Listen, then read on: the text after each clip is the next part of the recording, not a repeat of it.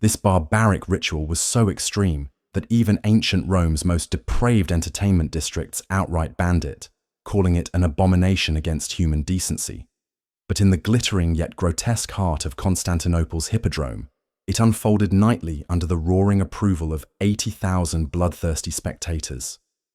Children as young as 10 were thrust into the spotlight, their innocence shattered in ways that would make modern audiences recoil in absolute horror. And from this systematic nightmare of child exploitation emerged history's most vengeful and deadly empress, a woman whose rise to power triggered one of the bloodiest massacres in ancient history, claiming 30,000 lives in a single, ruthless day.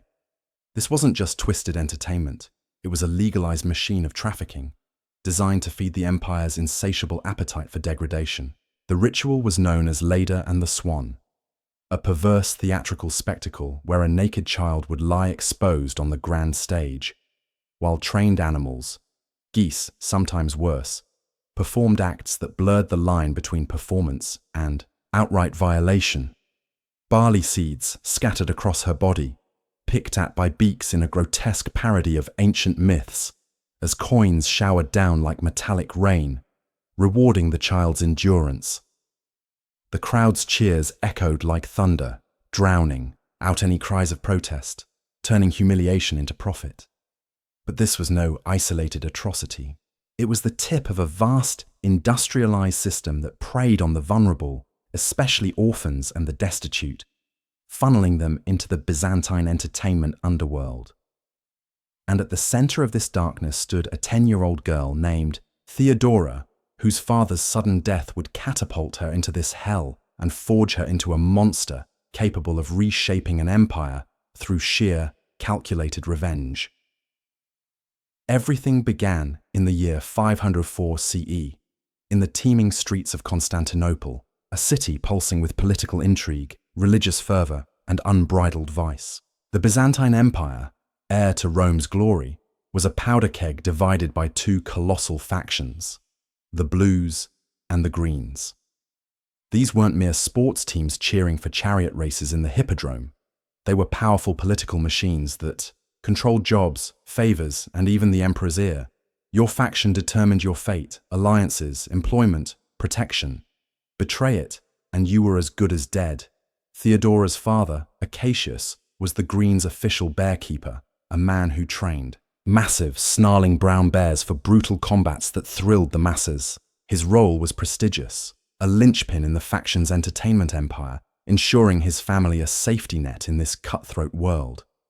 But when Acacius dropped dead unexpectedly, perhaps from poison, perhaps from the stresses of his savage trade, his widow and 3 young daughters were plunged into chaos. By the unwritten rules of the factions, the family should have inherited his position, his protections, his livelihood. That's how the system worked, a fragile web of loyalty and reciprocity. But corruption, that eternal poison of empires, intervened with devastating force. Enter Asterius, the Greens' dancing master, a slimy opportunist who oversaw the faction's performers and spectacles. For a hefty bribe from a rival, he stripped Acacius's family of everything, handing the bearkeeper job to another man without a second thought. One greedy decision, and 3 little girls, Theodora, the middle child, just 10 years old, were condemned to starvation or worse. Their mother, a desperate widow with no skills or allies, faced an unimaginable crossroads. Watch her daughters waste away in the filthy alleys of Constantinople, or surrender them to the hippodrome's voracious trafficking network, where bodies were commodities and innocence was currency. She chose survival, but the cost was a descent into barbarity that even the Romans, with their gladiatorial bloodbaths and public executions, deemed too vile for civilized society. In a ritual of calculated despair, the mother dressed her girls in the garb of supplicants, laurel wreaths crowning their heads like tragic halos, and paraded them before the roaring hippodrome crowd. It was a public auction disguised as a plea for mercy, advertising these children as available for the empire's darkest appetites. The Greens, the very faction that should have protected them, turned away in cold indifference, their backs a wall of betrayal. But the Blues, sensing an opportunity to humiliate their rivals, extended a hand, not out of pure kindness, but political cunning, offering work to the stepfather and pulling the family into their fold. This single act of factional mercy sealed Theodora's destiny, imprinting on her young mind a lifelong map of enemies and allies. The Greens had abandoned her to exploitation. The Blues had saved her. She would never forget, and that grudge would simmer into a volcano of vengeance. By age 10, Theodora was no longer a child playing in the streets. She was a performer in the Hippodrome's underbelly, her body the stage for the most degrading acts imaginable. The Leda and the Swan became her grim specialty. Her naked form splayed out as geese pecked at seeds strewn across her skin, the crowd's lustful roars mixing with the clink of tossed coins. It was theatrical perversion, a foreplay to the real. Horrors waiting in the shadowed back rooms after the show. There, children as young as 8 were legally mandated to provide intimate services to the elite. Senators with silk robes hiding their depravity, merchants flush with gold, wealthy patrons who saw these kids as disposable playthings. Byzantine. Law was explicit. Actresses and performers were synonymous with prostitutes, their submission not just expected, but enforced by the state. No escape, no mercy, only the grind of exploitation that turned pain into profit. Imagine the psychological wreckage. While other children learned letters and games, Theodora absorbed lessons in survival's darkest arts, how men's desires rendered them weak, how her body could be both shield and weapon, how endurance in the face of horror built an unbreakable will. But she didn't just survive this systematic abuse, she dissected it like a scholar in a twisted academy. Each performance was a lecture in power dynamics, the senator losing composure over a child's vulnerability, the merchant begging for more despite his wealth. The Hippodrome became her brutal university, teaching the mechanics of manipulation through carnal exploitation. The bearkeeper's death had engineered the perfect storm, birthing a girl who understood that the appetites men thought made them gods could be twisted into chains. For 6 grueling years, she endured, her intelligence sharpening like a blade, while others around her shattered. By 16, she was the Hippodrome's star, not merely for her beauty, but for her cunning. Senators paying fortunes for private audiences, unaware they were forging their own destroyer. Then came the pivot that elevated her from victim to apex predator. Hecebolus, the Syrian governor of Libya, a man of immense power commanding armies and treasures, arrived in Constantinople seeking diversion. One glimpse of Theodora's performance, and he was ensnared, not for a fleeting night, but for ownership. His offer: become his exclusive concubine, escape the trafficking forever, live in opulent palaces far from the arena's stench. For a girl scarred by 6 years of abuse, it seemed like divine intervention. In 516 CE, she sailed to Libya, stepping into a world of silk sheets and golden goblets.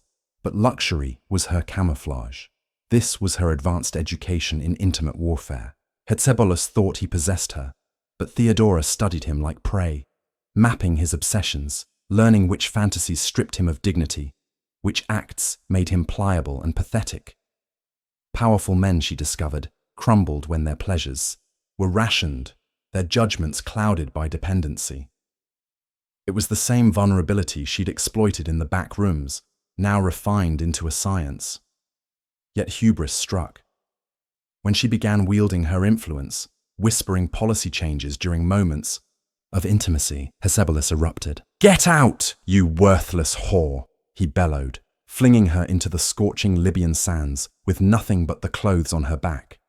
Abandoned again, the taste of dust and betrayal choking her, she was thrust back into the trafficking life. But this betrayal was her forge, tempering her into the deadliest force the empire would know. Her journey home across the Mediterranean was a gauntlet of ships and survival, selling her body port by port.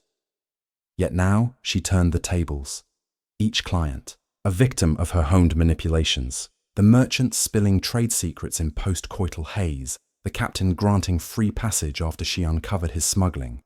Every cramped cabin, every salty wave, built her arsenal of male weaknesses, a database of desires that rendered the mighty foolish. In Alexandria, a strategic epiphany. conversion to Monophysite Christianity under Patriarch Timothy III, not for faith alone, but to weave a religious network beyond the faction's grasp.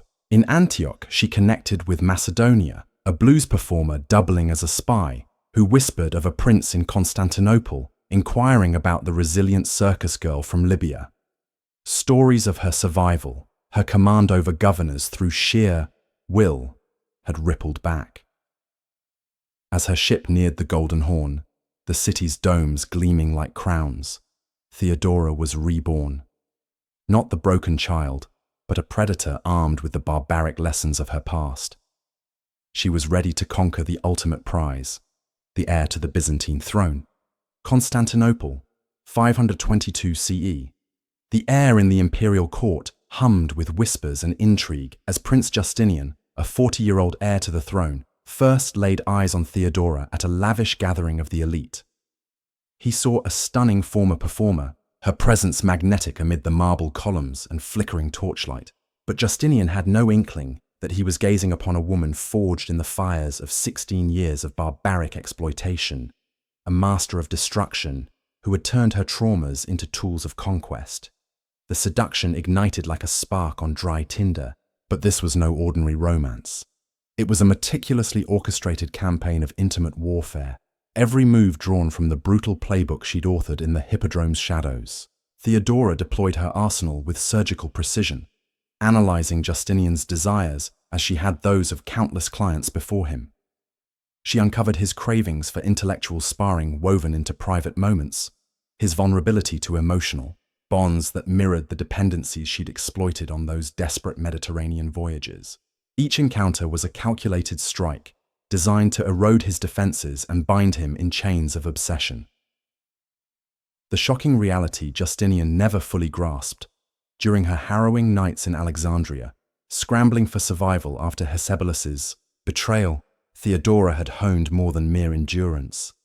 She'd mastered the art of using her body not just to endure men's appetites, but to reprogram their very psyches, turning physical intimacy into a lever for absolute control.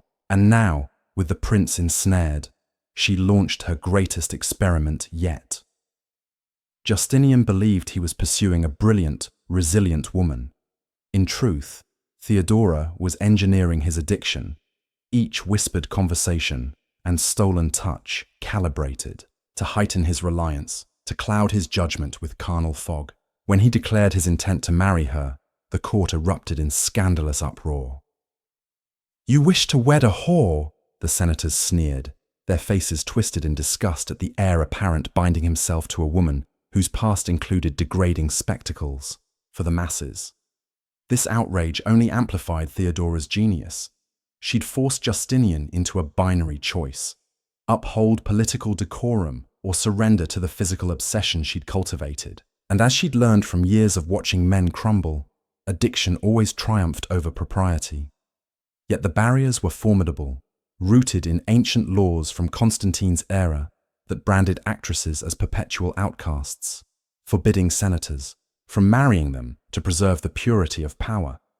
It was a deliberate societal firewall meant to quarantine the erotic underclass from the halls of governance. But the true fortress blocking her path wasn't ink on parchment. It was flesh and blood in the form of Empress Euphemia. This formidable woman had clawed her way from slavery to the pinnacle of Byzantine society, her journey a mirror of Theodora's own ascent, yet untainted by the stigma of prostitution. Euphemia saw through the facade immediately, recognizing in Theodora a kindred survivor who wielded intimacy as a weapon for domination. "I rose from chains," Euphemia proclaimed before the assembled court, her voice echoing off gold-inlaid walls as she jabbed an accusatory finger. "But I was never a harlot like you."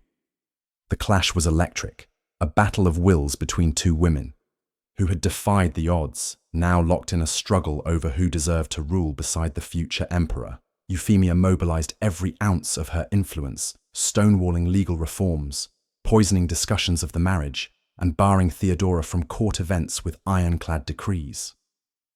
Then, on a chill night in 523 CE, the Empress died suddenly in her sleep. No illness foretold, No witnesses to cry foul, just an abrupt end that cleared the path for Theodora's ambitions. The timing reeked of more than coincidence.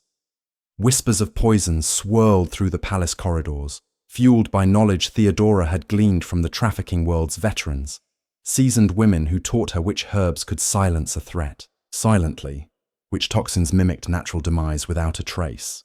With Euphemia gone, Emperor Justin wasted no time, penning legislation tailored so precisely it might as well have borne Theodora's name, dismantling the ancient prohibitions and paving the way for the Union.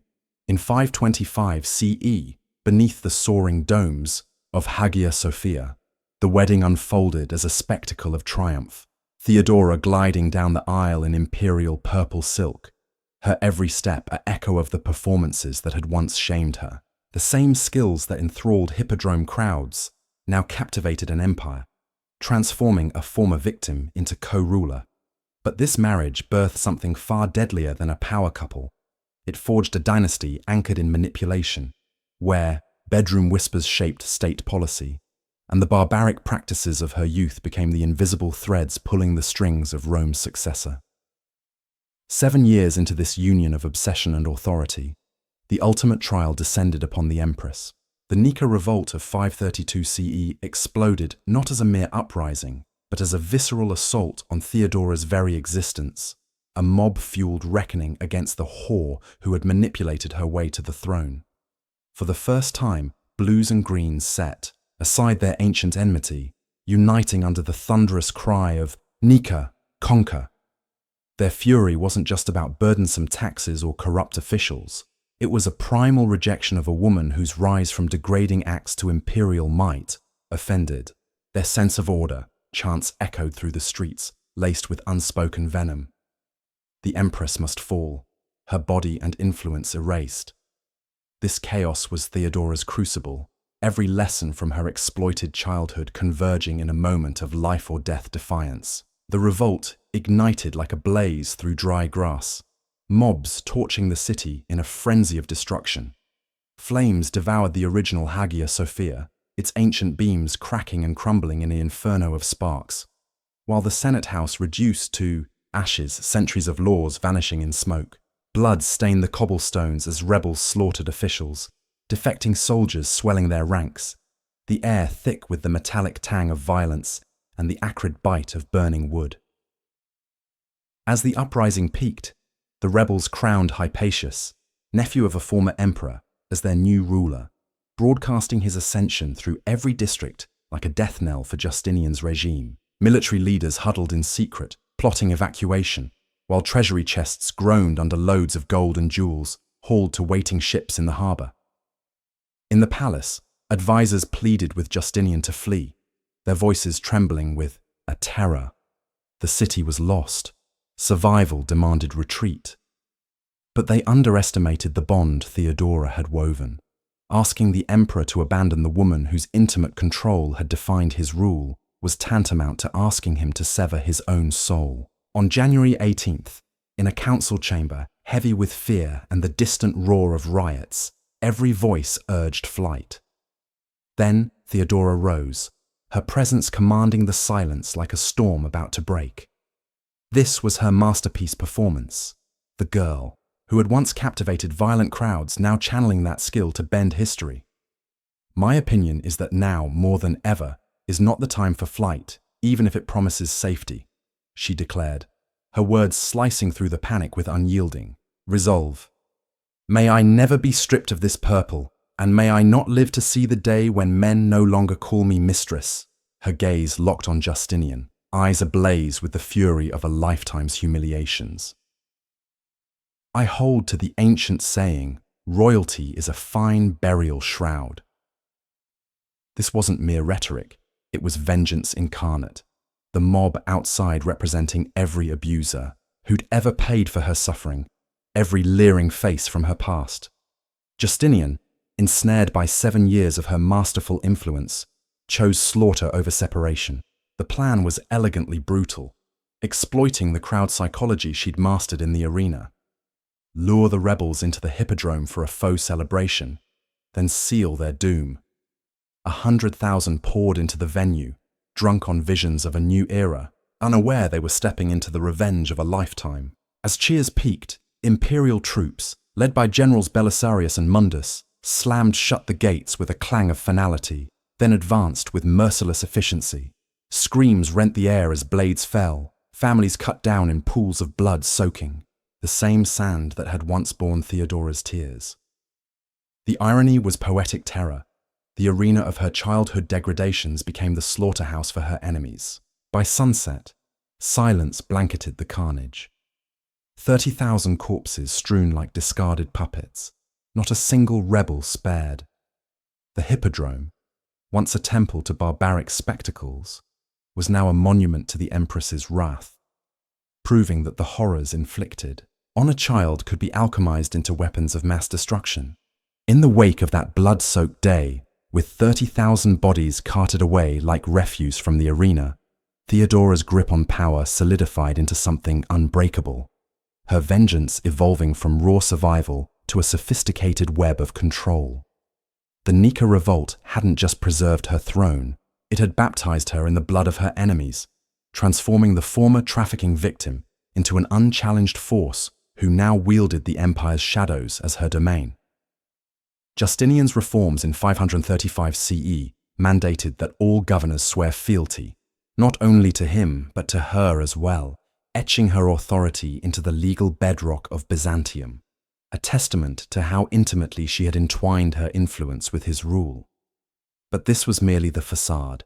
Behind the throne, Theodora orchestrated a parallel government, a clandestine empire of spies and whispers that made the Hippodrome's back rooms seem tame by comparison. Her network was a masterpiece of manipulation, drawn directly from the barbaric practices that had schooled her in human frailty. Eunuchs, loyal to the bone, slinked through palace halls like ghosts, while trusted women, former performers who'd survived the same hells, gathered the most potent currency, secrets. Who bedded whom in forbidden liaisons? Which senators harbored? Shameful cravings that could topple dynasties? What private vices could be leveraged into obedience or ruin? It was intelligence gathering, elevated to an art form, each tidbit a weapon honed from her years of analyzing men's desires in the dim glow of exploitation.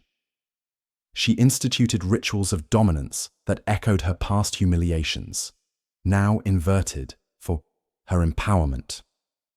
Every courtier, from lowly scribes to haughty nobles, was required to prostrate themselves fully, kissing not just Justinian's feet, but hers as well, a public act of submission that stripped dignity from the powerful, much as her childhood performances had stripped hers. This wasn't vanity. It was psychological warfare, reminding all that the Empress who had risen from the arena's sands held their fates in her jeweled hands. And with this machinery in place, Theodora embarked on her grand symphony of eliminations, targeting anyone who dared threaten her hard-won supremacy. Her methods were a chilling blend of the intimate knowledge she'd gained from trafficking and the cold calculus of imperial politics, proving that the most effective assassins are those who understand the soul's breaking points. First on her ledger, Pope Silverius in 537 CE, a pontiff whose refusal to reinstate her favored religious ally ignited her ire. Theodora didn't engage in theological debates or overt confrontations. Instead, she deployed the subtle arts of fabrication she'd perfected in the underbelly. Through General Belisarius and his cunning wife Antonina, herself a master of intrigue, Theodora wove a tapestry of treason, accusing Silverius of secret pacts with the invading Goths. Paranoia was her ally, the same fear of betrayal that had kept her vigilant in the Hippodrome's dangers. The Pope, stripped of his vestments and exiled to a remote island, wasted away in obscurity, his death a quiet victory for the Empress, who knew that men's suspicions could be as lethal as any blade. But this was mere prelude, a sharpening of her claws for greater prey. Next came Queen Amalasuntha of the Ostrogoths in 535 CE, a target born of jealousy so potent it bordered on obsession. Amalasuntha embodied everything Theodora envied and feared: blue-blooded nobility, effortless command, and a correspondence with Justinian that dripped with diplomatic flirtation. Theodora recognized the signs all too well: the late-night perusals of letters, the animated discussions of alliances that carried undertones of intellectual seduction. It was her own playbook being turned against her, a rival wielding charm and positioned to erode her hold on the emperor. Tolerance was not an option, elimination was the only path. Through Ambassador Peter the Patrician, a pliable tool in her network, Theodora sowed seeds of discord in the Ostrogothic court, whispering encouragements to King Theodahad to remove his cousin permanently. The method was intimately cruel, befitting Theodora's understanding of vulnerability. Amalasuntha was strangled in her bath, her naked form exposed in death as Theodora's had been in life, a poetic reversal of power that quenched the Empress's rage. Genocide lurked in the shadows of this act, as the Queen's fall destabilized the Ostrogoths, paving the way for Byzantine conquests that claimed countless lives. Yet her crowning achievement in this dark art was the downfall of John the Cappadocian. In 541 CE, the Praetorian prefect, whose influence rivaled her own and whose cunning made him immune to straightforward seduction, John was a mirror of Theodora's ruthlessness, a self-made man who understood manipulation's gears, making him her most dangerous foe. So she unleashed a campaign of psychological terror, replicating the traumas that had scarred her own mind in the arena. For 6 agonizing months, John received anonymous gifts that chipped away at his sanity. Wilted flowers symbolizing inevitable decay, miniature daggers evoking the constant threat of violation, macabre paintings of torturous executions that mirrored the fears every exploited child harbored. Sleepless nights followed, paranoia blooming like a weed. Shadows seemed to whisper, every meal tasted of poison, interactions laced with sweat-soaked dread. It was a deliberate echo of her childhood breakage, now weaponized to fracture an enemy's psyche. The trap snapped shut with elegant precision, a collaboration between Theodora and Antonina that showcased how women versed in survival could dismantle the mightiest men. Using John's own daughter as unwitting bait, they arranged a clandestine meeting under the guise of conspiracy, where hidden agents recorded every damning word of imagined treason. The evidence was ironclad, his fall swift and total, from the heights of imperial administration to begging in the dusty streets of Egypt, stripped of wealth and dignity. This wasn't just assassination, it was annihilation of the spirit, a testament to how Theodora had transmuted her victimhood into predatory mastery. Through these eliminations, she wasn't merely clearing obstacles, she was reshaping the empire in her image, where manipulation, born of barbaric sex practices, became the true currency of power. The former circus girl had built a regime where secrets were swords and intimacy the sharpest blade of all. With her enemies reduced to whispers and bones, Theodora turned her gaze to reformation, channeling the horrors of her past into laws that would echo through centuries. The Corpus Juris Civilis, Justinian's monumental legal code, bore her indelible mark, a vengeful blueprint to protect the vulnerable while enshrining her control. Her anti-prostitution edicts were a scorched earth assault on the system that had devoured her youth. Brothel keepers were forbidden from trapping women in cycles of debt and degradation, forced prostitution outlawed under pain of severe punishment, and establishments like those in the Hippodrome shuttered by imperial decree. It was revenge codified, ensuring no other girl would endure the later spectacles or backroom horrors that had defined her childhood. Yet even in mercy, her hand was iron.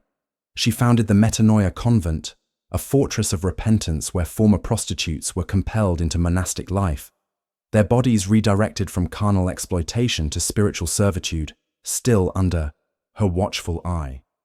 Her reforms extended to the core of women's subjugation, striking at the intimate violences she'd known too well. Rape became a capital crime, regardless of the perpetrator's status, with the victim's inheritance of the rapist's property, a radical transfer of wealth that empowered the abused.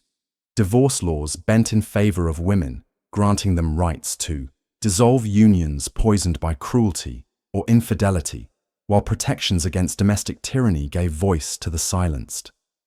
These weren't abstract policies. They were the legal exorcism of her traumas, weapons against the men who'd once seen bodies, like hers, as property. In the realm of succession, Theodora played the long game, orchestrating marriages across the court like a chess master, punishing dissenters with exile or worse, ensuring her influence seeped into future generations. No alliance escaped her scrutiny. Every union was a thread in her web, binding the empire to her will. June 28, 548 CE marked the end of an era not with a bang of conquest, but the quiet ravages of disease, likely cancer, that claimed Theodora at the age of 48. In her private chambers, surrounded by the opulent silks and golden icons that symbolized her improbable ascent, she drew her last breath, leaving behind an empire forever altered by her indomitable will. Justinian, the man she had bound to her through years of intimate mastery, collapsed into a void of grief so profound it shattered his rule. He never remarried, his days haunted by the absence of the woman who had been both his obsession and his anchor, rendering him a shadow of the emperor he once was. For the remaining 17 years of his reign, the Byzantine court languished in indecision, with scant legislation emerging from the throne, proof that the legal brilliance of their partnership had been hers as much as his, her manipulative genius the unseen engine driving imperial progress. The Empress who had weaponized her barbaric past into policy had left a chasm that no other could fill, her death exposing the fragility of power built on personal dominion. But Theodora's influence didn't vanish with her mortal coil. It lingered, like a spectre, etched into the very stones of Byzantium's greatest monuments. In the Basilica of San Vitale in Ravenna, her mosaic portrait towers larger than life, her figure adorned in a cloak embroidered with the three magi offering gifts to the Christ child, a deliberate positioning of herself as divine royalty, equal to biblical kings. Tourists today snap photos oblivious to the layers of symbolism, but in her time, it was a bold declaration. The girl from the Hippodrome had transcended her degradations to claim godlike status. This wasn't mere art, it was propaganda, a visual echo of her reforms that ensured her legacy as protector of the weak while dominator of the strong. Her story, from exploited child to deadly empress, stands as a chilling testament to how the most horrifying Byzantine sex practices could forge not just survivors, but shapers of history. Women who turned trauma into triumph, abuse into authority. Yet to fully grasp the depths of her transformation, we must delve deeper into the religious fervor that fueled her parallel empire, a domain where faith became another weapon in her arsenal of control. Theodora's conversion to monophysite Christianity during her exile in Alexandria wasn't a fleeting spiritual whim. It was a calculated alliance, binding her to a sect that challenged the orthodox Chalcedonian creed, favored by Justinian and much of the court. This divide wasn't abstract theology, it was political dynamite, with monophysites representing eastern provinces ripe for rebellion if mishandled. Theodora positioned herself as their champion, secretly sheltering bishops and priests in her palaces, defying imperial edicts that branded them heretics. Her network of spies extended into monasteries and churches, gathering intelligence on dissenters while funneling resources to her allies. It was intimate manipulation on a divine scale, using the same psychological insights from her trafficking days to sway religious loyalties, exploiting fears of damnation, promises of salvation, the vulnerabilities of the soul as she'd once exploited those of the body. This religious maneuvering peaked in scandals that shook the empire, none more audacious than her hand in the Three Chapters controversy, a doctrinal firestorm that pitted her monophysite leanings against orthodox hardliners. Theodora whispered in Justinian's ear during their private moments, her influence turning theological debates into imperial policy, culminating in the Second Council of Constantinople in 553 CE, after her death, but seeded by her efforts. She orchestrated the condemnation of writings that offended her faction, bending the church to her will and ensuring monophysite survival amid persecution. Critics whispered of sorcery, but it was no magic. It was the barbaric education of a woman who knew how to make powerful men kneel whether in bedchambers or before altars. Her religious intrigues didn't just preserve a faith, they redrew the map of Byzantine spirituality, influencing schisms that echoed for centuries. Foreign policy bore her imprint as well, her vengeful mindset extending beyond borders to orchestrate conquests and alliances that expanded the empire while settling personal scores. In the reconquest of North Africa and Italy, spearheaded by Belisarius, Theodora's invisible hand guided strategies, her intelligence network providing crucial insights into enemy weaknesses. She saw in these campaigns a chance to crush the Goths, whose queen she had already eliminated, turning personal jealousy into geopolitical dominance. Ambassadors reported directly to her shadow court, their dispatches laced with the intimate details she demanded: rulers' vices, court scandals, leverage points that mirrored the client's secrets she'd collected on those fateful ships.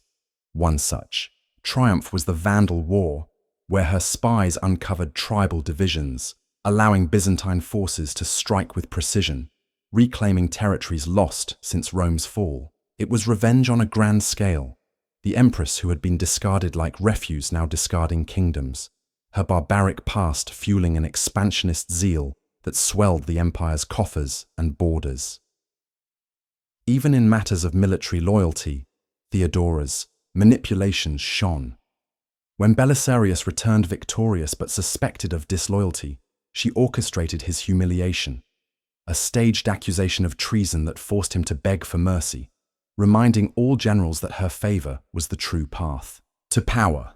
Her alliance with Antonina, Belisarius's wife, formed a formidable duo, two women schooled in survival's arts, using gossip and fabricated evidence to keep the army in line. This wasn't paranoia, it was prudence born of a life where betrayal lurked in every shadow, as it had in the Hippodrome's back rooms. Through these machinations, Theodora ensured that Justinian's reign wasn't just secure, but aggressively expansionist, her influence turning potential rivals into puppets and distant lands into tributaries. Her personal life, too, revealed the depths of her control, extending even to family and succession. Childless herself, perhaps a scar from her exploitative youth, Theodora adopted relatives and protégés, molding them into extensions of her will. She arranged marriages for her sister's children, elevating them to nobility while punishing any whiff of independence. One niece, Sophia, would later become Empress, a direct lineage of Theodora's scheming. In court entertainments, she revived sanitized versions of Hippodrome spectacles, but under her watchful eye, ensuring they served as reminders of her origins without the degradation. It was a subtle flex of power, turning the arena of her traumas into a stage for imperial glory. As her health waned, Theodora's final acts were a flurry of consolidation, dictating edicts from her sickbed that fortified women's rights and religious protections. She knew her time was short, yet her mind remained a whirlwind of strategy, planning for an empire without her physical presence. Justinian's devotion in those last days was absolute, his policies stalling as her voice faded, underscoring how deeply she had embedded herself in his psyche. Her deathbed reportedly echoed with whispers of eternal loyalty, a final manipulation to ensure her reforms endured. Theodora's passing sent ripples through the empire, with mourning processions that rivaled those for emperors, her body interred in splendor at the Church of the Holy Apostles. But the true measure of her impact lay in the void she left. Justinian's ineffective rule, a shadow play without her guiding hand. Historians would later marvel at how a woman from the dregs of society had co-authored one of history's greatest legal codes, influenced religious doctrine, and driven military triumphs, all while exacting revenge on a world that had sought to break her. Today, as tourists wander the sun-baked ruins of the Hippodrome in modern Istanbul, snapping selfies amid the ancient obelisks and serpentine columns, few realize they're treading the same bloodied sands, where a 10-year-old Theodora once performed acts of unimaginable degradation for leering crowds. The arena that echoed with cheers for her humiliation later became the graveyard for 30,000 souls, slaughtered on her command. A stark reminder that the horrifying Byzantine sex practices didn't just scar individuals, they birthed forces capable of reshaping civilizations. Her story endures not as dusty history, but as a living cautionary tale, influencing everything from legal systems to feminist movements, proving that trauma, when weaponized, can echo through millennia. In the grand tapestry of Western law, Theodora's fingerprints are indelible. Her reforms in the Corpus Juris Civilis serving as the foundation for codes that govern societies to this day. What began as personal vengeance against the exploiters of her youth evolved into protections that elevated women's status, challenging the patriarchal strangleholds that had defined empires. By mandating death for rapists and granting victims their abusers' estates, she inverted the power dynamics she'd suffered, ensuring that intimacy could no longer be a tool of unchecked domination. Divorce rights expanded under her influence, allowed women to escape toxic unions, a radical shift in an era where wives were often little more than property. These laws weren't born in ivory towers. They were forged in the crucible of her barbaric experiences. Each statute a strike back at the men who'd seen her body as a commodity. Archaeological whispers from sites like Ravenna and Constantinople paint a vivid picture of her enduring might. The mosaics in San Vitale aren't mere decorations. They're propaganda masterpieces, depicting Theodora with a halo of sanctity, her offerings to the church symbolizing a divine right to rule that transcended her sordid origins.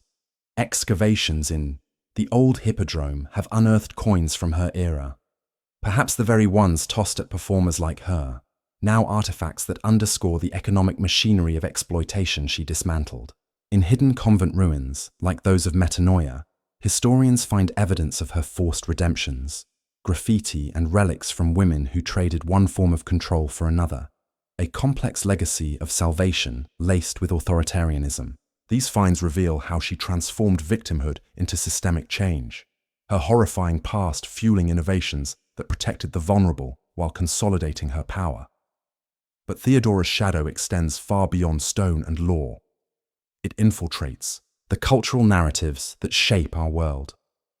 In literature and film, she's reimagined as everything from a scheming seductress to an empowering icon. Think of historical dramas where her rise mirrors modern tales of resilience, like those of survivors turning pain into advocacy. Feminist scholars hail her as a proto-champion, her anti-trafficking edicts predating global movements against sexual exploitation by centuries. Yet critics point to the darkness. Her manipulations, born of those sex practices, raise ethical questions. Did her revenge justify the bloodshed, the assassinations, the religious purges? This duality makes her story viral in the digital age, where tales of underdogs toppling tyrants rack up millions of views on platforms like YouTube and TikTok. Imagine scrolling through videos titled "The Empress Who Rose from Prostitution to Rule an Empire," drawing parallels to contemporary figures who've overcome adversity through sheer will. Her life proves that horrifying practices don't just destroy, they can create catalysts for change, inspiring activists fighting human trafficking today. Organizations battling modern slavery often invoke her as a symbol. Her laws a blueprint for legislation in places like Europe and the Americas, where Byzantine legal echoes persist in civil codes. But the barbarity she endured lingers as a warning. Unchecked exploitation breeds monsters who, in seeking justice, might unleash their own horrors. Theodora's religious legacy, too, reverberates in ongoing schisms. The monophysite churches she championed evolved into denominations like the Coptic and Syriac Orthodox, their doctrines bearing the marks of her interventions. In the Middle East, where these faiths endure amid conflict, her influence is a thread in the fabric of identity. Her secret protections against persecution a model for underground networks resisting oppression.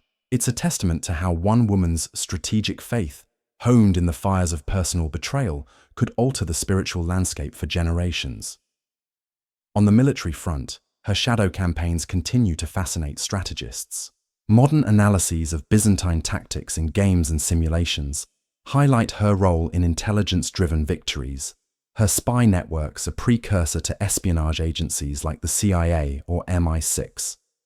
The way she turned personal vendettas into conquests, eliminating Amalasuntha to destabilize the Goths, mirrors contemporary geopolitics, where leaders exploit intimate weaknesses for territorial gains. Historians debate her as a feminist trailblazer or a ruthless autocrat, but all agree.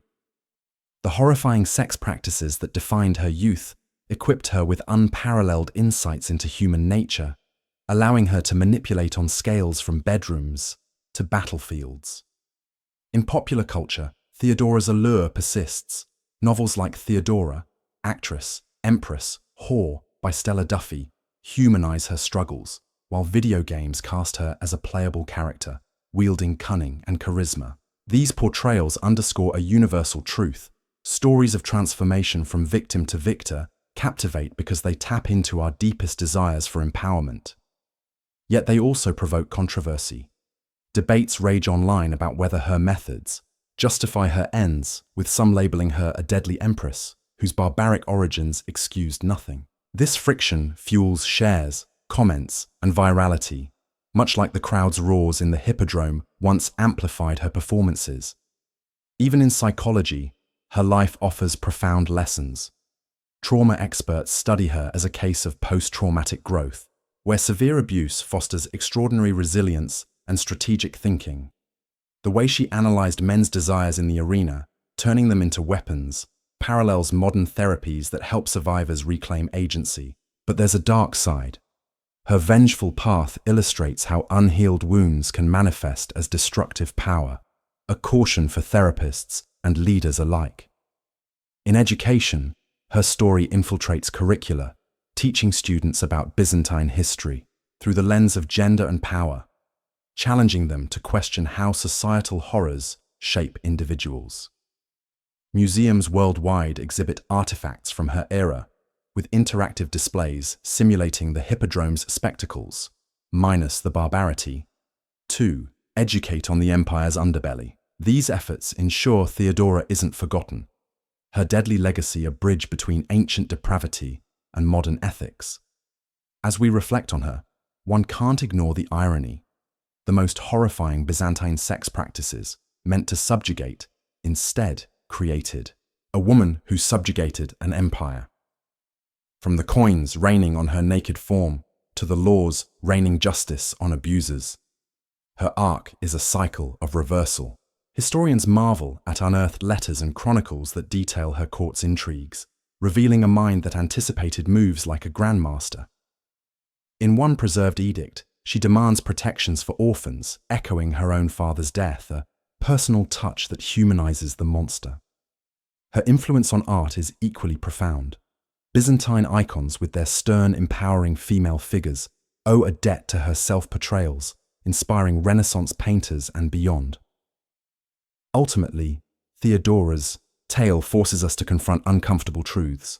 Barbarity begets barbarity, but it can also beget brilliance. In a world still grappling with exploitation, from sex trafficking rings to political manipulations, her story resonates as both inspiration and indictment. Did the ends justify the means? The 30,000 dead in the Hippodrome scream one answer. The laws protecting millions whisper another. As her mosaic eyes gaze down from Ravenna's walls, they seem to challenge us. What monsters might our own societies be forging right now? But let's not confine Theodora's shadow to museums and textbooks. Her essence pulses in the veins of our contemporary world, where the echoes of Byzantine horrors manifest in ways both subtle and stark. Consider the global fight against human trafficking, a scourge that claims millions, much like the industrialized exploitation she endured in the Hippodrome. Organizations like the United Nations and anti-slavery groups draw direct inspiration from her edicts, crafting policies that mirror her bans on forced prostitution. In countries like India and Thailand, where child performers in seedy venues face perils reminiscent of Leda and the Swan, activists invoke Theodora as a symbol of defiance, turning her story into rallying cries for legislation that protects the vulnerable. Her laws, embedded in the Corpus Juris Civilis, influence the Napoleonic Code and, by extension, legal systems across Europe and Latin America, where protections against sexual violence bear her vengeful stamp. It's no coincidence that modern rape shield laws, which prevent victims' pasts from being weaponized in court, echo her insistence on justice untethered from stigma, the very stigma that nearly barred her from the throne. In the realm of politics, Theodora's manipulative genius finds eerie parallels in today's power brokers, women who rise from adversity to wield influence through intellect and charisma. Think of figures like Angela Merkel or Kamala Harris, whose strategic alliances and behind-the-scenes maneuvering recall her shadow government. Yet darker reflections abound. Female leaders accused of ruthless tactics, from corporate boardrooms to international summits, often face smears echoing the court's outrage at her whore origins. Social media amplifies this, with viral threads debating whether such women are empowered icons or products of a broken system, much like the online furor over Theodora's mosaic depictions. Her life story fuels podcasts and documentaries, racking up views by framing her as the ultimate anti-hero, a woman who turned horrifying sex practices into a blueprint for domination. In series like The Crown or Game of Thrones, characters inspired by her blend seduction with strategy, captivating audiences who crave narratives of revenge against patriarchal chains. Pop culture's obsession with her runs deeper, transforming her into a meme-worthy legend. On TikTok, creators lip-sync her defiant Nika speech over modern beats, captioning it, "When the haters try to take your crown," amassing millions of likes and shares.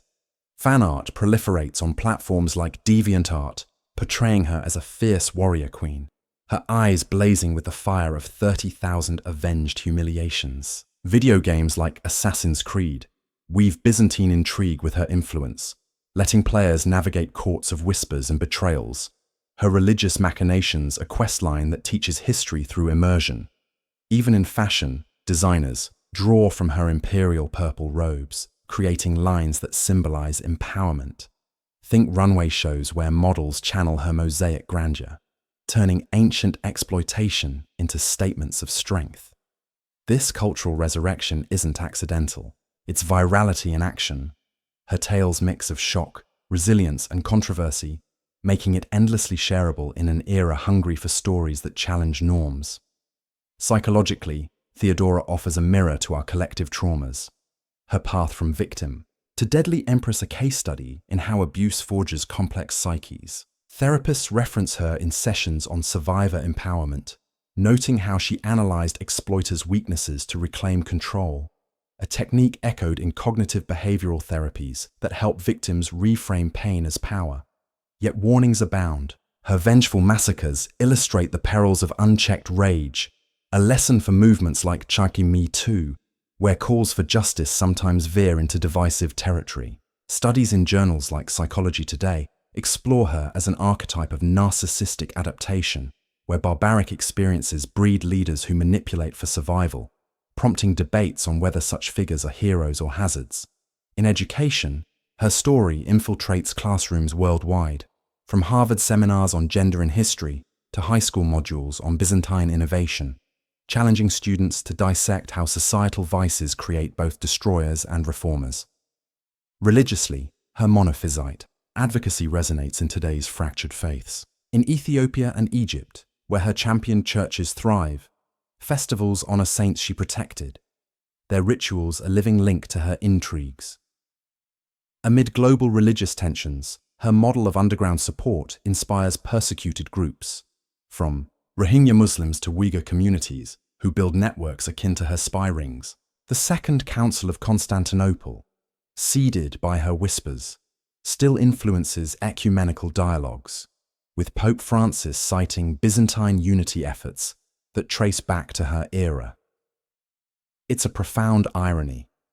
The woman shaped by sexual barbarity became a shaper of spiritual destinies, her faith a tool for empire building that endures in interfaith initiatives today. Militarily, her legacy informs modern strategy, with war colleges analyzing her intelligence tactics as precursors to cyber espionage. The way she destabilized foes through personal scandals, like Amalasuntha's bathhouse murder, mirrors drone strikes and disinformation campaigns in conflicts from Ukraine to the Middle East.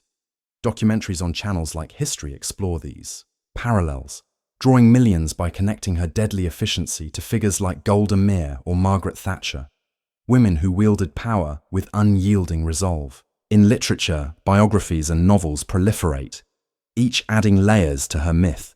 Some portray her as a feminist pioneer, others as a cautionary tale of power's corrupting force. Bestsellers like Count Belisarius by Robert Graves weave her into epic narratives, their sales boosted by the timeless allure of a rags-to-riches revenge story. As we peel back these layers, Theodora's life challenges us to examine our own society's underbellies, the sweatshops, the online exploitation, the systemic abuses that might be breeding tomorrow's revolutionaries or tyrants. In Hollywood, biopics in development promise to dramatize her arc, with A-list actresses vying for the role, ensuring her story reaches new generations. Music artists sample Byzantine chants in tracks about empowerment, turning her religious fervor into anthems for the marginalized. Even in business, entrepreneurs study her rise, applying her manipulation insights to negotiations, where understanding human desires wins deals as surely as it won empires. Ultimately, the most horrifying, Byzantine sex practices didn't end with Theodora. They evolved through her into forces that propel progress and peril alike. Her mosaic gaze from Ravenna isn't just historical, it's accusatory, urging us to confront the monsters we create. From the 10-year-old enduring geese and coins to the Empress ordering massacres, she embodies transformation's double edge. Was her deadly reign worth the cost? The laws she birthed say yes. The graves she filled scream no. In a world still rife with exploitation, her story isn't over. It's a call to action, a reminder that from barbarity can spring both salvation and slaughter. Subscribe now to uncover more tales of how ancient traumas forge the modern world. And join the conversation. What would you do with power born of pain?